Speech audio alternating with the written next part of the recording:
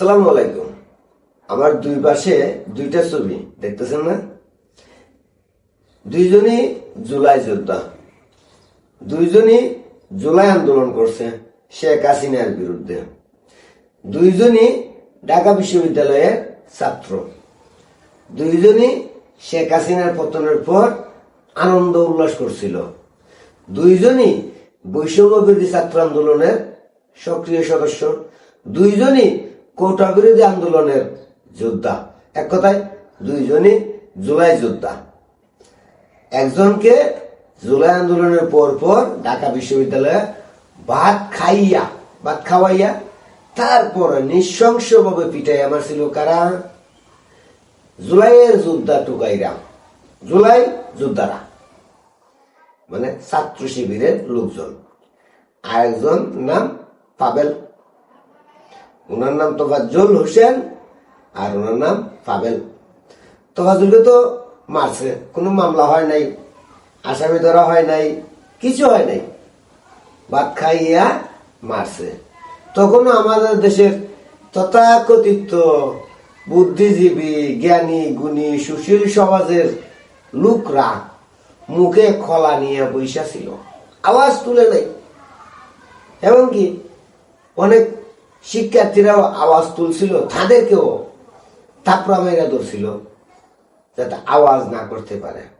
আর আজকে আবার একই জুলাই যোদ্ধা, একই বৈষম্য বিরোধী আন্দোলনের সক্রিয় সদস্য, একই কোটা বিরোধী আন্দোলনের সদস্য পাবেল, একই বিশ্ববিদ্যালয়ের ছাত্র, যাকে সেহেরি খাওয়ার সময় তুলে নিয়ে যায়। কারা তুলে নিয়ে গেছে আপনারা কি জানেন? ছাত্র শক্তি। ছাত্র শক্তি বলে তো চিনবেন না, অনেকে চিনে না। এনসিপি চিনেন তো? জাতীয় নাগরিক পার্টি, হাসনাত আব্দুল্লাহ, নাহিদ ইসলাম, আসিফ ভুইয়া, এদের যে দল, সেই দল। ছাত্র শক্তি বললে অনেকে চিনবেন না। এনসিপি মানে জুলাই আন্দোলনের পর যে নতুন রাজনৈতিক দল তৈরি হয়েছে, ওই এনসিপির নেতারা, তারা তাকে সেহরি খাওয়ার সময় ধরে নিয়ে যায়, তাকে 3 জায়গায় নিয়ে 3 বার তাকে মারধর করে, তাকে সেহরি খাইতে দেয় নাই, মারছে। মাইরা শাহবাগ থানায় নিয়ে ফেলায় রাখছে, মানে শাহবাগ থানায় রাতে তুলে দিছে। এই পাবেলের পরিচয় হলো সে কখনোই রাজনীতিতে জড়িত ছিল না, এবং তার বন্ধু বান্ধবরাও একই কথা বলতেছে। যারা মারছে তারাই নাকি জুলাই আন্দোলনের আগে ছাত্রলীগের সঙ্গে বিভিন্ন পদ পদবিতে ছিল, ওই সার্জি সালামের মতো, ওই হাসনাত আব্দুল্লাহর মতো। এই পাবেল কিন্তু কোনোভাবে রাজনীতির সাথে জড়িত না।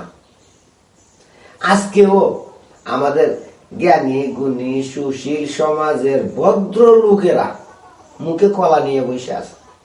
জানি না কেন বসে আছে, কিন্তু আমি তো ভাই এইগুলো নিয়ে বুঝে রাখতে পারি না। প্রতিবাদ না করলে আমার তখন কেমন অস্থির অস্থির লাগে। এই যে তোফাজ্জলকে মারা হইল, কাউকে ধরা হলো না, শাস্তির আওতায় আনা হলো না। এই পাবেলকে মারা হইল, থানায় মামলা নিচ্ছে না। জানতে পারতেছে যে থানায় যে মামলা নিবে, অনেক চাপ সৃষ্টি করে মামলা নিচ্ছে। তো যেখানে অনেক চাপের উপরে নির্ভর করে মামলা নিচ্ছে, সেখানে বিচার কি হবে? হবে না তো। কারণ চাপ দিয়ে মামলা করানো যাবে, মামলা নেওয়াইতে পারবে, কিন্তু বিচার কে করবে? আমি আজকে তারেক রহমানের কাছে জিজ্ঞেস করতে চাই, জনাব তারেক রহমান, মেজর জিয়াউর রহমানের সন্তান, বর্তমান বাংলাদেশ সরকার মানে বর্তমানে বাংলাদেশের প্রধানমন্ত্রী, আপনিও কি সেই সুৎখুর মহাজন ডক্টর ইউনূসের মতো মববাজদের নেতা হতে চান? সন্ত্রাসীদের নেতা হতে চান? জঙ্গিবাদের নেতা হতে চান? 24শে জুলাই টুকাইদের নেতা হতে চান? যদি নেতা হতে চান তাহলে আমার কিচ্ছু বলার নেই। আর যদি সেই নোবেল বিজয়ী সুৎখুর ইউনূসের মতো হতে না চান, তাহলে পাবেল হত্যার বিচার করেন, দৃশ্যমান বিচার, যেটা জনগণ দেখবে প্রকাশ্য বিচার করেন। আর যদি না করেন তাহলে হয়তো আজকে যেমন সুৎখোর মহাজন ডক্টর ইউনূসকে সাধারণ মানুষ থেকে শুরু করে প্রত্যেকেই দেশদ্রোহী বলে আখ্যা দিচ্ছে, মবের রাজা রাজাকারদের ভ্যানগার্ড আমেরিকার দালাল বলে আখ্যায়িত করতেছে, আপনিও সেম আখ্যায়িত হবেন যদি এই ফাবিলের বিচার না হয়।